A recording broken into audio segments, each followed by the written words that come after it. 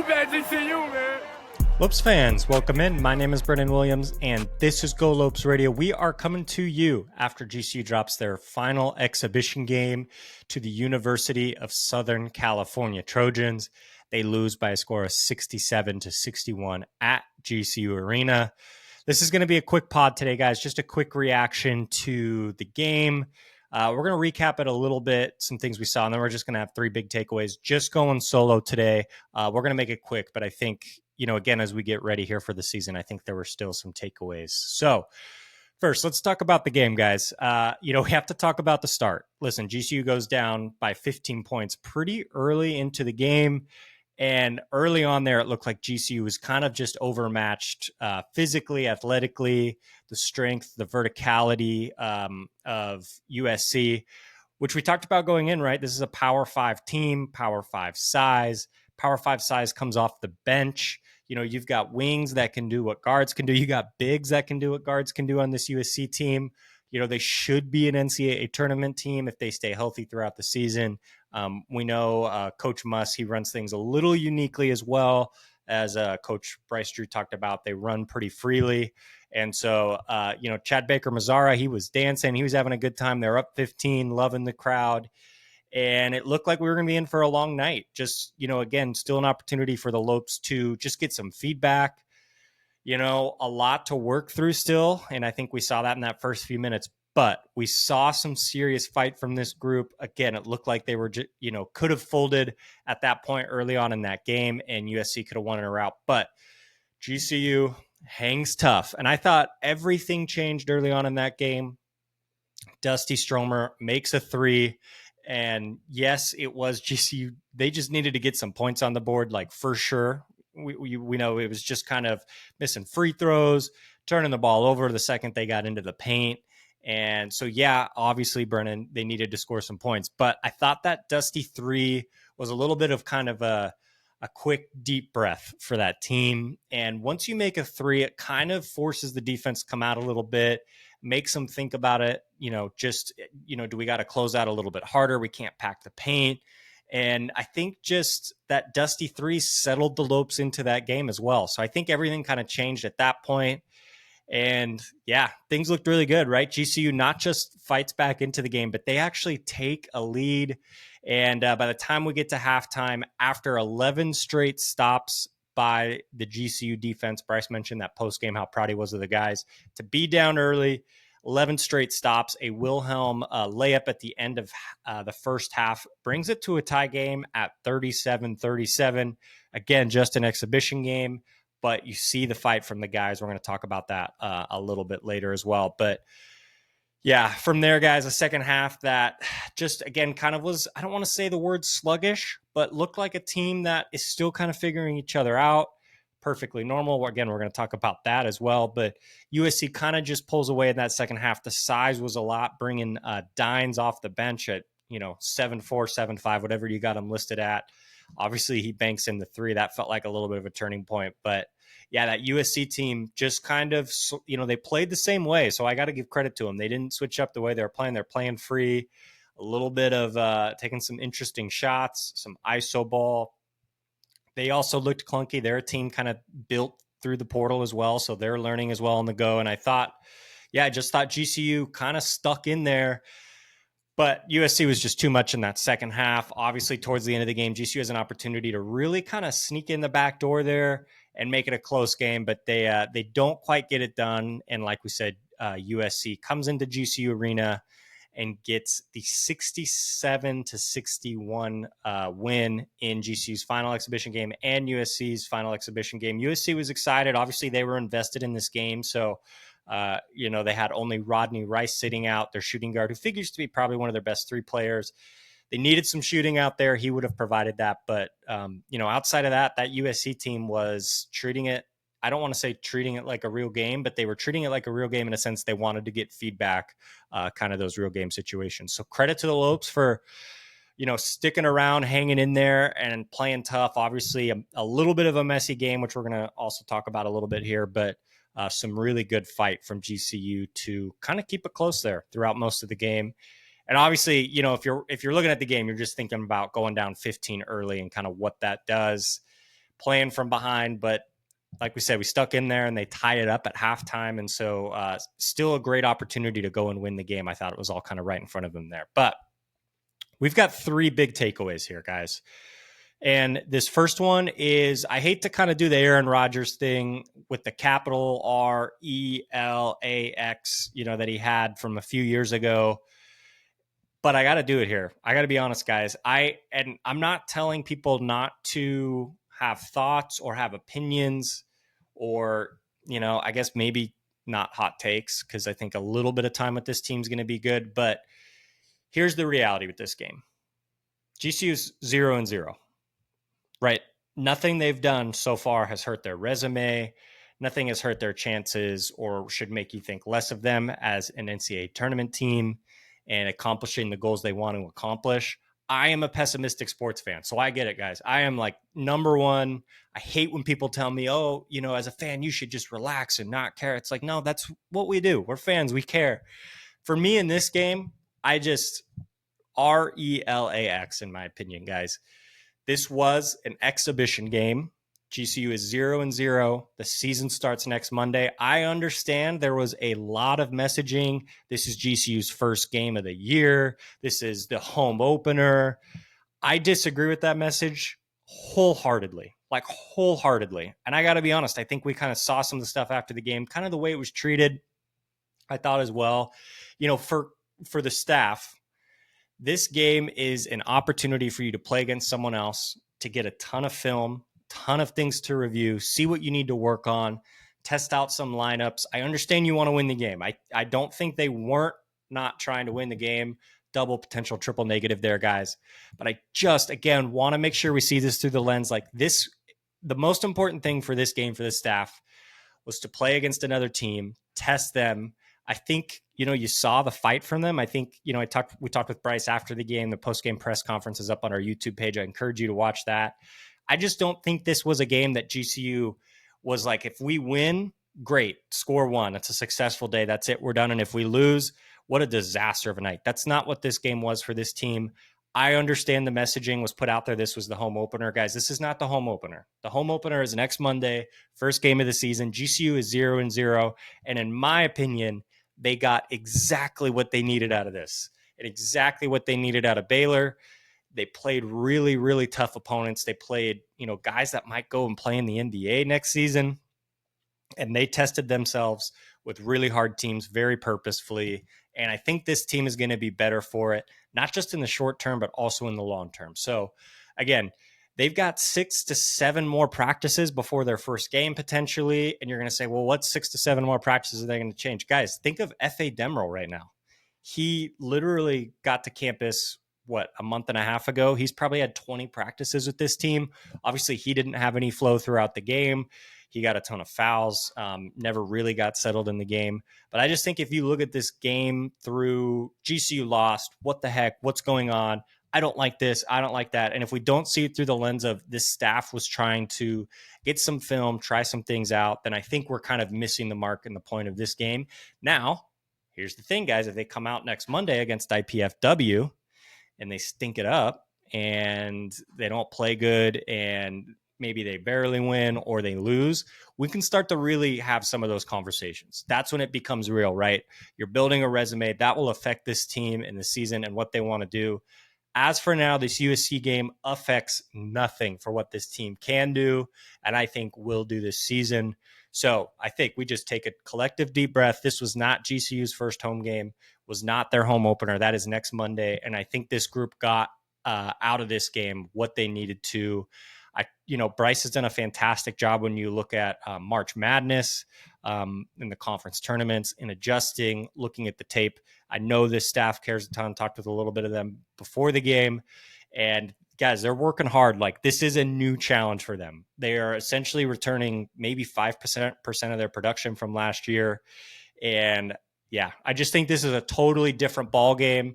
And I think they got what they wanted out of this game. Now, yes, a win would have been great. It was clunky as heck. I'm going to talk over some of those things.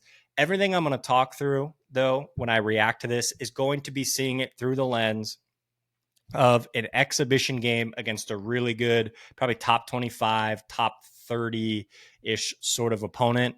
And that's the lens I think we should see that game through, and what I'm going to do here over these last 2 points. So let's talk about kind of my negative point, my thing I want to talk through a little bit, again, appropriately through the lens of that this was an exhibition game. I thought the first thing to talk about here is the shot selection. Now, here's Jaden Henley. Obviously has a great game in the first game. But listen, he had 8 missed shots, 5 free throws, and 6 turnovers, and only 26 minutes of play as GCU's kind of go-to guy, the guy who's handling the ball, making a lot of decisions. And I believe put up the most shots, I believe tied with maybe Nana. I'll have to relook at the box score. Sorry, I sifted through that a million times. But 8 missed shots, 5 free throws, 6 turnovers. That's not great. I thought there were certain situations where it was pretty clear getting into the paint was going to be a really, really tough thing to do. Not just the size, but the length and the athleticism of USC, I think, made it really tough on him. Now, getting at success against Baylor, who's a really good, tough team, again, with NBA guys, but I just thought it was pretty clear early on, even later in the game, still didn't have success once GCU kind of settled down. The 6 turnovers, the missed shots, obviously the missed free throws, pretty correctable. I think on another night, those go in, but yeah, that's kind of credit to USC, how tough they played. But I thought from Jaden Henley specifically, rethinking that shot selection. And Bryce also talked about it post game, like we need him to see that in real time and to say, okay, tonight maybe I'm not going to be able to weave in and out of guys too much. I need to make better decisions when I'm dribbling the ball and handling the ball. And again, that's something I think can be addressed and will kind of be something he's going to be able to adapt to. I mentioned the shot selection is kind of the main point here, but shot selection combined with decision making, I guess, would be the point. I didn't like what I saw from Jaden Henley. I believe this is going to get corrected. I think as this unit continues to kind of come and play together, I think we'll see better decisions made there. We can talk about Nana for a little bit. Listen, we're 2 exhibition games in. He hasn't got the offense flowing. A really good presser with him after, and I'm going to talk about that later, guys. But this guy wants it. I know he's going to put it. He was already putting in the time Sunday morning. I saw on his Instagram story, working up a sweat already, kind of working on individual stuff outside of team practice. So that's credit to him. But here's my thing with him. I think just seeing, obviously we only have the one game, what we've seen. He is kind of lingering a lot. And, he's 6'8". He is a little bit of a tweener, so I get it. He's a forward, but it's a lot of kind of hanging on the 3-point line. And obviously he took some threes, didn't go well. We talked about, coming to GCU, the 3-point jumper wasn't something he's had a ton of success with. And I was going to be curious to see if he's maybe added that or how many he would take a game, just because those might not be the best shots. Bryce also talked about the shot selection as well as Nana and their pressers. I'd encourage you guys to watch that. But I would love to see him not lingering around the 3-point line. And this isn't just him, right? This is kind of the situations I think that GCU and the staff can put him in. I just think having him out there is a little bit of a disservice. He had 8 offensive rebounds, which is insane for a 6'8" guy going against the front line and even the guards. Jerry Easter, their guard, had 11 rebounds for USC. Really good athletes. For him to have 8 offensive rebounds is incredible. He's a fighter, and I just think he's going to be better the closer to the basket you get him. You've seen Wemby this season in the NBA. It's a unique comp, I know, but he's gotten closer to the basket. He's had a ton more success. Like, I just think for Nana, it's not just the shots that are going to come from if he gets closer to the basket. It could be obviously, DHOs, and guys can rub off him, and maybe it's Dusty coming off him around the free throw line and coming off in one dribble pull-up jumper. Same thing with Brian Moore. Maybe it's pick and rolls where he's picking and popping. And again, this is the strength of USC, right? They're pushing him. So if he's setting a pick, right, the defenders, they're being physical and they're pushing him out and saying, we don't want you in that free throw line area when you roll. We want you picking and popping. We're going to make life really tough. And kind of was just floating out there. And then, it's a little bit of a late close. So it's not a full closeout on Nana. It's like kind of that late hesitation close, like shoot it. No, don't shoot it. And they're kind of egging him to do it. And I thought he settled a little bit there. So I think the more the offense, we can get him closer to the basket, some dribble handoffs, some pick and rolls where he's not popping to the 3-point line. Maybe he's more popping to the free throw line. And again, just some more shooting from the other guys, I think will open that up a little bit. And then the other part of that is the closer you get him to the basket, guys, this might be one of the best offensive rebounders we've seen in GCU history. Like, I'm serious. This guy is so gifted on the boards. It's not just that he's good at rebounding, it's that he's got the brain for it. He knows where to go. He knows how to fight. It's tips out. It's not just him grabbing the rebounds. Gabe McLaughlin, I think was a great athlete who was always kind of around and trying to tip balls out. Really good at it. I think Nana, it might be the most skilled of any rebounder we've ever seen at GCU. With just the versatility he can bring. He's so quick and talented and has really good instincts, I think would be the word. So, yeah, I think, he's a gifted passer, getting him involved there. And I think a lot of that stuff's going to happen, guys. Like, I think he's going to work on it. His presser was incredible. And yeah, guys, I totally believe in what he's going to bring. But I think the more he's going to get closer to the basket, the more success he's going to have, the more offensive rebounds, extended possessions. That's going to help out the Lopes. So I think some of those changes will be made, and it'll be really interesting to see kind of how he evolves throughout the season. And not just how he evolves throughout the season, guys, how he evolves throughout the week, because, Bryce said they've got a lot to get to this week. This will be their most important week of the season for practice as they get ready. They've got some film to review from 2 games. So really exciting to see how some of that comes together with a generational motor for Nana Owusu-Anane. So really excited to see that. Obviously, FA kind of in that same boat. He's fouling a lot. I don't know. It's his first game. He obviously played against Baylor, so maybe his first game where we've seen the film. He was just never really comfortable. I don't want to say it's like an anxiousness. He was just a half step out of position. When you're a half step out of position, it just so much more likely to foul, right? I mean, he fouled out pretty quickly, didn't get a ton of time on the court. GCU needed him out there for the size. So I think some of that will come. Obviously, he has the and one early in the game to get the GCU guys going on the offensive end. So it would have been great to have him around more. But I think, again, that comfortability, he's going to settle in. We've talked about he's probably only had those 20, 25 practices with the team. That chemistry is going to develop with guys like Dusty, with guys like Nana, and obviously Brian Moore Jr., Henley, and all that's going to come with time. I just thought he looked a little, not deer in the headlights, but I just think, it comes with time and experience, right? That stuff matters. And so it matters in college basketball. You see the best teams when it comes down the stretch. They're not usually just taped together teams with a ton of transfers. They develop. And so this team is going to be kind of facing an uphill battle all season. They're going to have to find chemistry and find how to play together. And I just think giving this team a little bit of time, including this week to get ready for that first game, I think is going to be really important. So yeah, those are kind of my takeaways.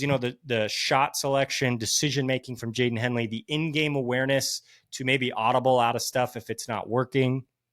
And then I think, can we get Brian Moore a few more touches? Can we get Dusty? Dusty obviously had a little bit of success shooting the ball in the first 2 games. Can we just get him coming off the screen, right? And that's just our offensive possession. Can we just make the offense a little bit easier? So we'll see how that evolves, and obviously making some more threes, as we know. Like we said, when Dusty made the first one, everything kind of depressurized, right, in the arena and the whole team. So I think the more threes they can make and kind of force defenses to respect that, I think the better they'll be. So let's go to our third and final point, guys. And this has to be talked about. I know it's going to sound annoying and cliche. Watch the press conference. I posted it in our message board, guys, with Nana. He is so determined. I mean, this guy is, I know it sounds dumb and you can go in the press conference and you say all the right things, but a guy who's struggling that much offensively through 2 exhibition games to fight the way he was. I was watching him every single possession in there fighting against a 7'5" guy. He's 6'8" and fighting his tail off. In the press conference, you could feel just the conviction in his voice that he's saying, we are going to figure this out. I am going to figure it out. Talked about the team. And when you just talk about the fight, they could have rolled over early. It's an exhibition game. Sure, the crowd's there. I get that's an exciting thing. But it's an exhibition game. They could have rolled over down 15. They didn't. They fought. They were a little outmanned. And again, they did some things, I think, that can be cleaned up. But when you just talk about the fight, that's what has to come from this team. They've got to, teams are going to come in with groups that have either more talent like that USC team, even though they are kind of put together in the same way GCU is, or other teams are going to come in that have guys returning. Utah State, they have guys returning. San Diego State, they have guys returning. Boise State, yes, they lose Dagenhart, but they have guys returning. GCU is going to be fighting an uphill battle on the chemistry. I think they're going to have to kind of outweigh that with some fight. And I think this group has it. I talked about in my article from Mountain West Media Day how engaged Nana is and the effort he's putting in. Already in the gym, like we said, Sunday morning, working on individual work. And so I think you have to leave. Yes, I get it, guys. Really stressful game to watch. The missed free throws, the bad shooting, the hot and cold, the Jekyll and Hyde of the offense. Yes, the ball can move more, and I totally get that. And can FA just stay on the court? Those are all valid concerns, guys. I just want to see this through a lens, knowing this is an exhibition game. They're going to get another week of practice, and this group's going to continue to work together. And they've got a staff that has a pretty good proven track record. You talk about the weight room, Coach Jack, proven track record there of getting these guys ready. So I think this is just going to take a little bit of time. Again, if they come out against IPFW and it doesn't look good, and they miss a ton of free throws and they're missing threes, and IPFW is just packing the paint and they're grinding them down and keeping it a close game, and IPFW wins, then we can have a different conversation then. But all I want to say is I just want to see that game through that lens and give these guys some time to mold and come together. So that being said, guys, I think a lot to take away from. Exciting to be back in GCU Arena again, just for an exhibition game, but excited to be back there. College basketball is coming. Obviously, first game next Monday, IPFW, November 3rd. So really excited for that. Final thing, we want to give a massive shout out. Literally, as I'm recording this, Tyon Grant Foster was just granted his temporary relief. So that's an important note, temporary relief to play while his court case kind of continues to be heard. So we'll see how that goes for him this season, but he was granted the ability to play. So congrats to him. I know a lot going on over there. Regardless of, any thoughts or feelings or whatever you have on the situation, it seems like the NCAA has not done a good job governing in general. And then obviously with this situation, it feels like they've really dropped the ball. And we did. I just, there's no way to look at it other than just be disappointed with the way that they handled it. So that's it, guys. Again, thank you for tuning in. Please subscribe everywhere if you can, guys. YouTube, follow on Twitter, Instagram, Substack. Again, a good written piece out there. And please make sure you join the message board, guys. We've had some really good stuff in there. I post the pressers there after the game. First dibs goes to the Go Lopes radio message board. So make sure you're in there. Lots of good chatter as well as we get ready for the season. So cheers, guys. That's it. Go Lopes.